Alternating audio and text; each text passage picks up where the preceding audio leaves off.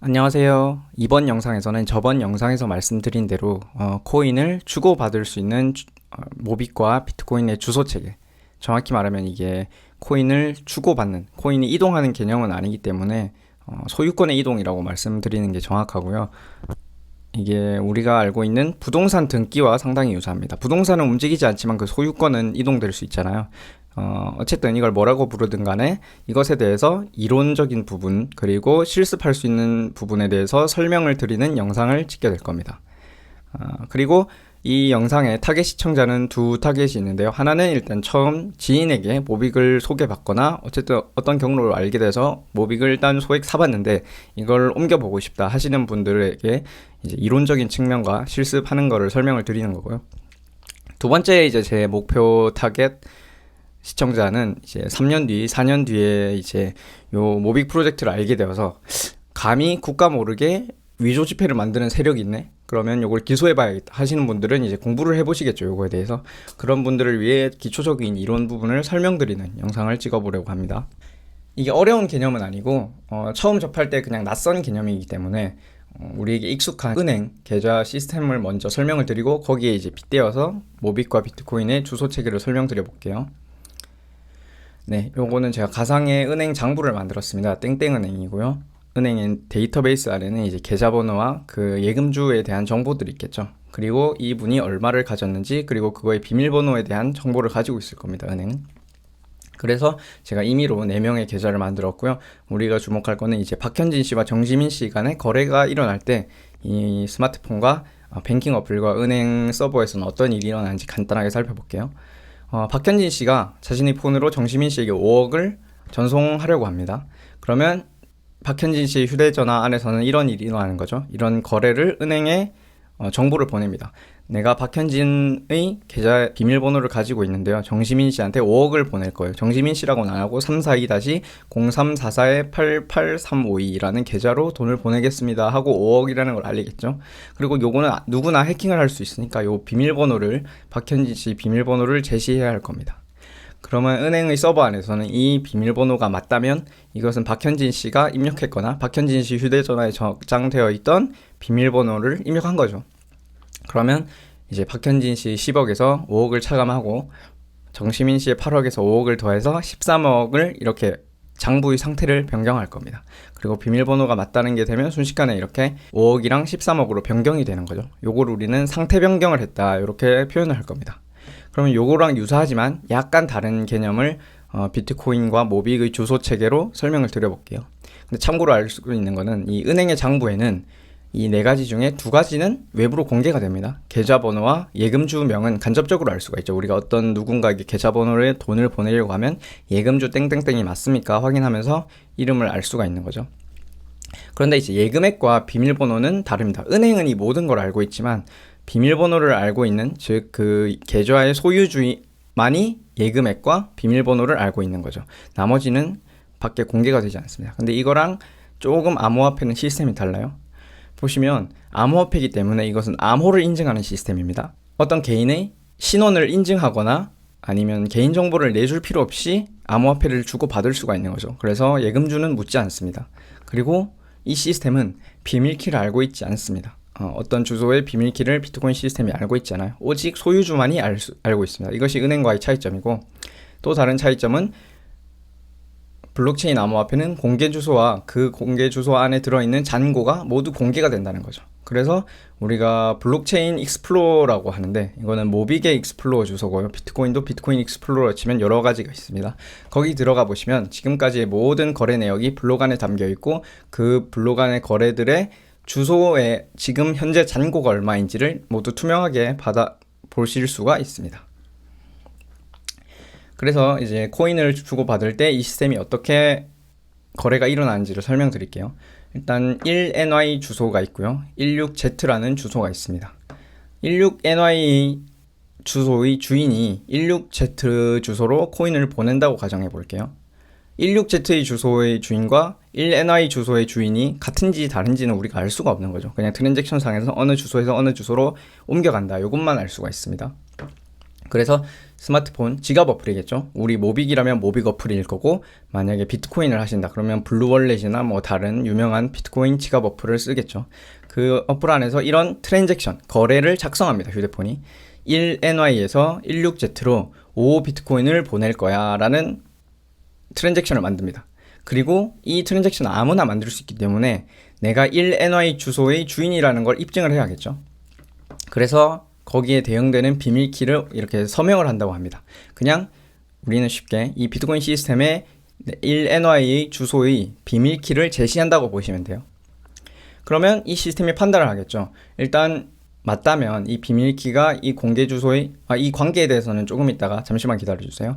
어쨌든 이 비밀키로 이 주소의 주인이 맞다는 것이 입증되면 10BTC에서 5BTC를 까고 8BTC를 13BTC로 이렇게 늘리겠죠. 이렇게 비트코인의 장부의 상태를 변경할 겁니다. 모빅이라면 모빅의 장부일 거고요.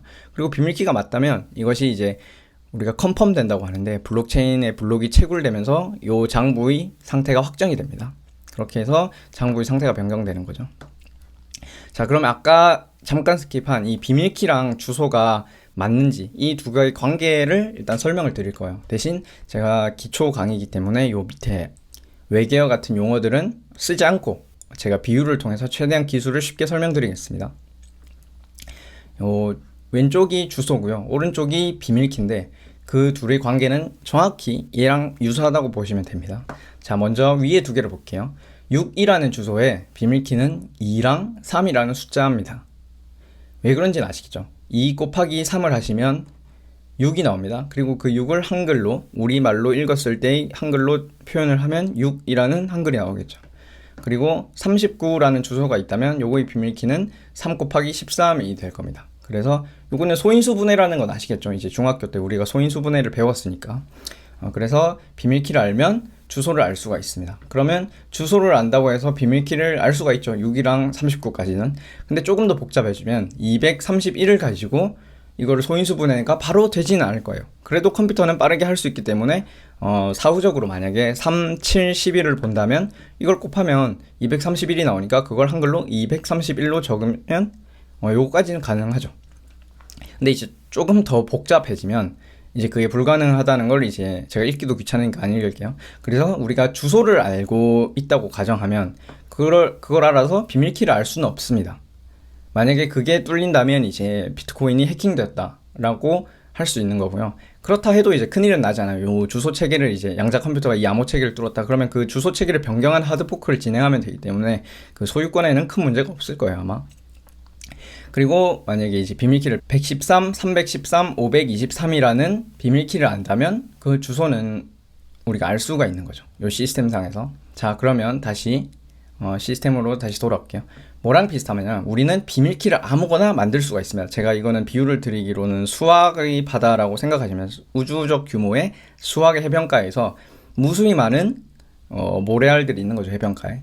그거를 이제 깊게 파서 하나를 골라도 되고 그냥 겉에 보이는 거 아무거나 주우셔도 됩니다. 그러면 그 모래알갱이를 확대해 보면 이렇게 돌멩이가 되어 있다고 볼 때 그 앞면에는 이제 주소가 써 있는 거죠, 6. 그리고 비밀키를 보면 뒷면을 보면 나만 알 수 있는 2와 3이라고 적혀 있는 거예요. 요건 아무나 쓸 수 있는 겁니다. 그러니까 운이 안 좋게 내가 만든 비밀키를 남이 그냥 골라서 써본다. 시스템에 물어보는 거죠. 비트코인 아니면 모빅에 야 6이라는 주소에 혹시 코인 있어? 누가 멍청하게 이렇게 단순한 주소에다 코인을 넣어놨어? 해서 만약에 있는데요 하면 이제 그거 바로 뜯기는 겁니다. 자기 주소로 옮기겠죠. 2와 3을 시스템에 제시를 해서 내가 6의 주소 6의 주인이라는 걸 인증을 하겠죠. 뭐 어쨌든 확률적으로 대단히 낮은 거고요. 대부분은 가장 밑에 요 숫자보다 훨씬 더 복잡한 주소와 비밀키를 가지게 될 거기 때문에 안전합니다. 자, 실습을 해볼게요. 밥의 주소가 있습니다. 217이고요.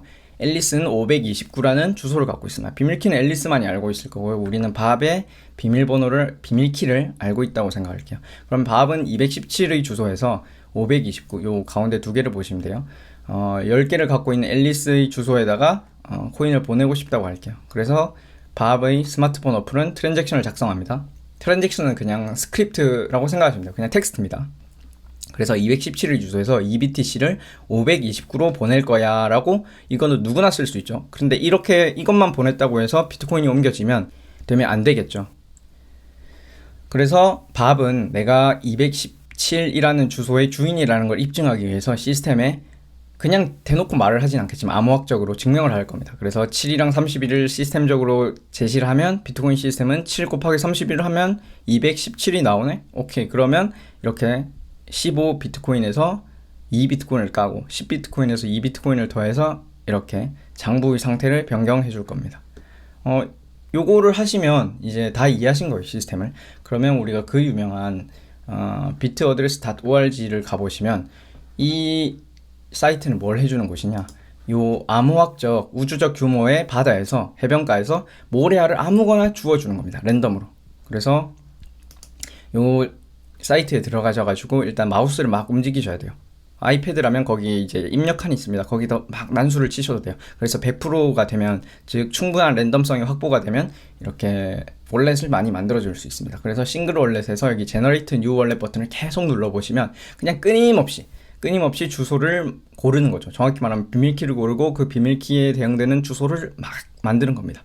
그래서 보통은 이제 1로 시작하거나 3으로 시작하는 게 주소고요. 그게 주소 형식입니다. 프라이빗 키는 L과 K로 표현합니다. L로 시작하거나 K로 시작되거나. 자세히 알고 싶으면 이제 인터넷에 비트코인 WIF 검색을 해보시면 돼요.